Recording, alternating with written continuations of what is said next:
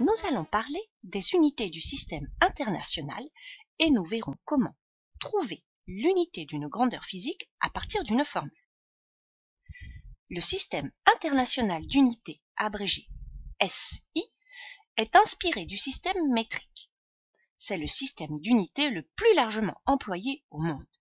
Il s'agit d'un système décimal. On passe d'une unité à ses multiples ou submultiples à l'aide de puissance de 10, sauf pour la mesure du temps et des angles. C'est la Conférence générale des poids et mesures rassemblant des délégués des États membres de la Convention du mètre qui décide de son évolution tous les 4 ans à Paris.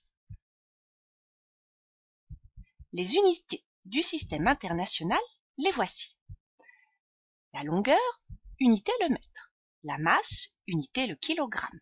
Le temps, unité la seconde. Le courant électrique, unité l'ampère. La température, unité le Kelvin. La quantité de matière, unité la mole. L'intensité lumineuse, unité la candela.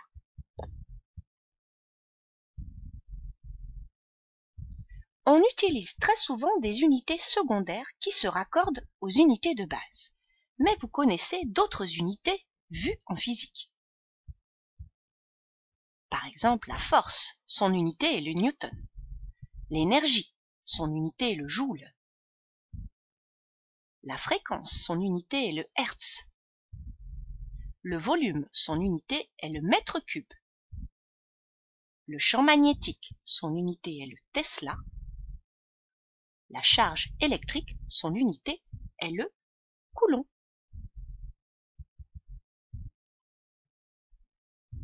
Pour déterminer l'unité d'une grandeur physique, on peut réaliser une analyse dimensionnelle.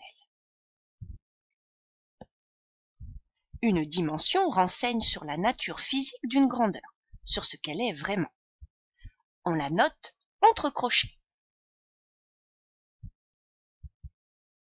La dimension d'une masse est le kilogramme. On note m entre crochets égale kilogramme. De même, la dimension d'une longueur est le mètre. On note L entre crochets égale m.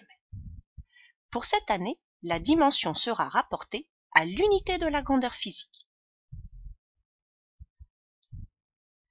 Voyons l'exemple de la masse volumique. Ρ est égal à m divisé par v.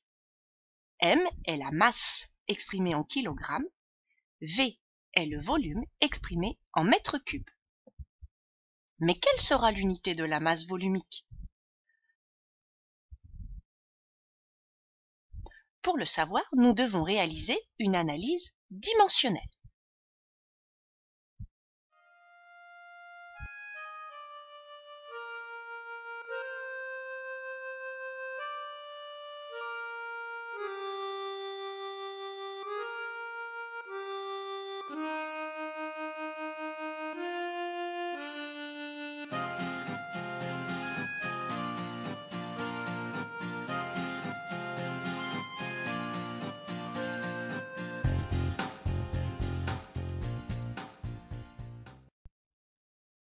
Prenons un deuxième exemple, la constante de Planck.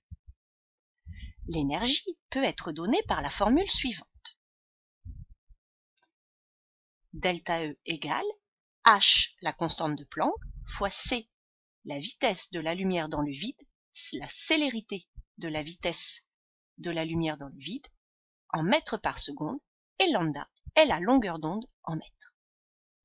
Pour déterminer la dimension de la constante de Planck, ou encore l'unité de la constante de Planck, petit h, il faut l'isoler. On obtient alors petit h égale delta E, la variation d'énergie en joules, fois lambda divisé par c. On notera entre crochets la dimension de la constante de Planck.